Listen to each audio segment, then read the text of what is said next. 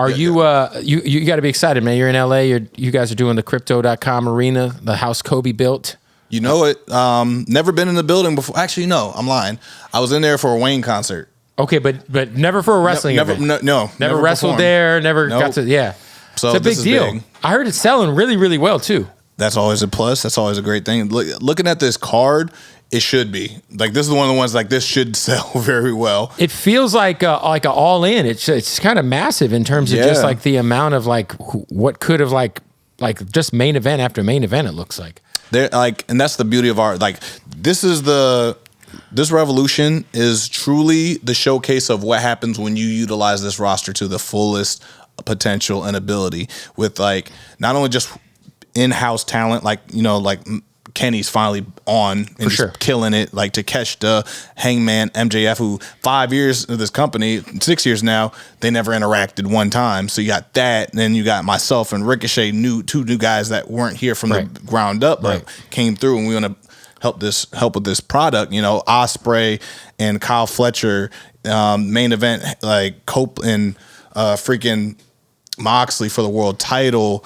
With a lot of implications between just those two matches, and then you got the women, Toni Storm and Mariah May, what they built over the last 2 years is insane. The story they're telling with the character arcs, Momo Watanabe versus Mercedes, like she's killing with the TBS title, one of the biggest women wrestlers in the world, if not in history. Yeah. Then you have like the Hurt Syndicate defending against the Outrunners. So you got guys coming up from the tag division that just came out of nowhere, got hot, going against these powerhouse tag teams. So there's a lot of just there's I feel like any of these can just main event any Dynamite or any pay-per-view. Right. Every match. For sure. You in my opinion, and I told you this before, like I follow AEW, but I follow it very, very, very online mostly. Yeah. Now that HBO Max is booming, it's a lot easier to get it on the go. The product, exactly. But I feel like you had like, if not one of the most important title runs at AEW, because I just felt like, just perspective wise as a fan, like it just felt like it mattered at a level that like it was like I mean, and then obviously you and Bryan Danielson at Wembley Stadium having just a fucking insane match. For you, man, your approach to holding that belt, and like what did you learn from that reign? And obviously, this match with Ricochet is to be the number one contender to try to get it back. But what did you learn from your reign as champion? Because that was the first time you were like the face. I mean, you are one of the faces of the company. Yeah. Quite literally the face of the company when you're the title holder. But what did you learn from that time, man? Making what you do matter in every sense, every promo. Every time I'm doing a social media plug, every time I'm doing an interview, like out of the ring and I'm on location, everything had to matter. Everything, like as far as like where that title's being seen, had to matter. I had to put it on display. Whether it's in a music video with Bun B and West Side, they're holding it. It's on a freaking lowrider, freaking a lack, in the music video. I got to place it in like the news in Vegas to promote that. I need to be here. I need to be here. Nigel Sylvester, who signed a BMX rider who signed with Jordan, have him holding the belt. Yep. So it's just like everything had to matter. Everything had to have a place and a purpose and a point. So if I'm there, it means something. It matters. And for that to matter, I had to matter going into that.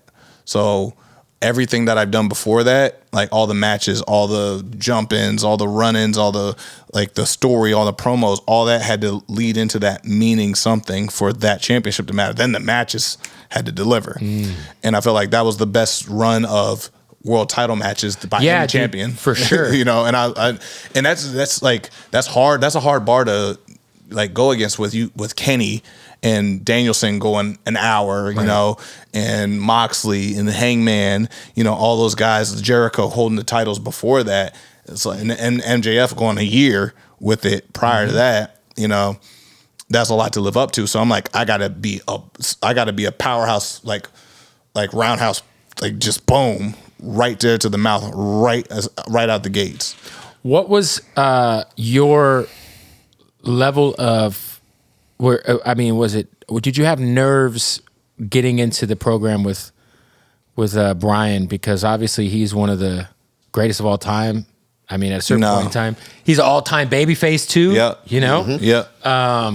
No nerves. I mean, you guys put on a fucking master class, man. If anything, I had to nerve him down because we're like, those shows can run long, and then we have that certain amount of time window at the end of the pay-per-view where we can like go off, and then like the cushion is like 2-minute window, and he was concerned about that, and I was like, I got you. I'll steer you where you need to be. And then that calmed him down because I was calm. Yeah. I always feel like that's my job, and that's like why I'm in the position I'm in, because I always have like ice in my veins, cool, calm, collective. When I was tagging with Keith Lee, like I crack a joke and then our music would play, and then I go out and then he's laughing coming out right behind me, because I'm like, I need him in that mode. When Keith Lee's feeling good, you feel it. The crowd feels it. You, as a viewer, you feel it. So every opponent, no matter who I'm with, I want Tony behind the desk to be like, oh, what you need? I'll get it done. Right. Because I want him to feel like, oh, my performance feels good, I feel good. Right. I need everybody feeling on the top, so I have to feel on top. With some of the darker, I guess you're very good at being a heel, but not. I feel like kind of like an anti-hero heel, if you will. Mm-hmm. Where like I think back to like obviously early Stone Cold, Rock when he was with the Nation of Domination type shit. But like you really dug in, like especially with Bryan Danielson. Like I feel like that in terms of like some of the material that was discussed. You know what I mean? Do you guys talk about what's on or off limits, or does that take away from a natural reaction in the ring?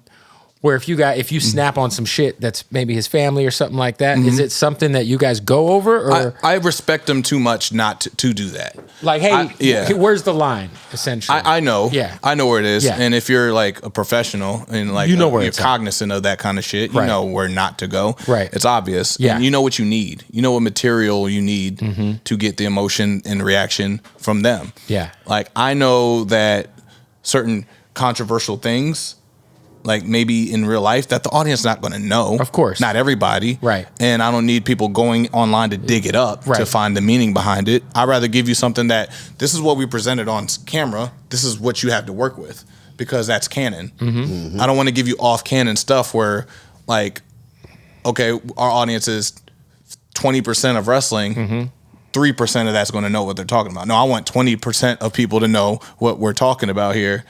And like, because that's where the investment, that's where everybody's invested. I'd rather go for the majority of people that know certain things than the that makes sense. Minority. For sure. You know what I mean? It's like it's almost like in a performance in a rap verse, like putting like when you're performing, there's like you want to do the hits. Yeah, you want the hits, and like maybe like this little sly line right here is about like a dude that wrote something in a studio in a song, like who doesn't matter. Like it's like maybe certain people in the circle may know that, right? But like when you're performing in hits, you want that thing to boom, so everybody gets invested in that song. Yeah, you know what I mean.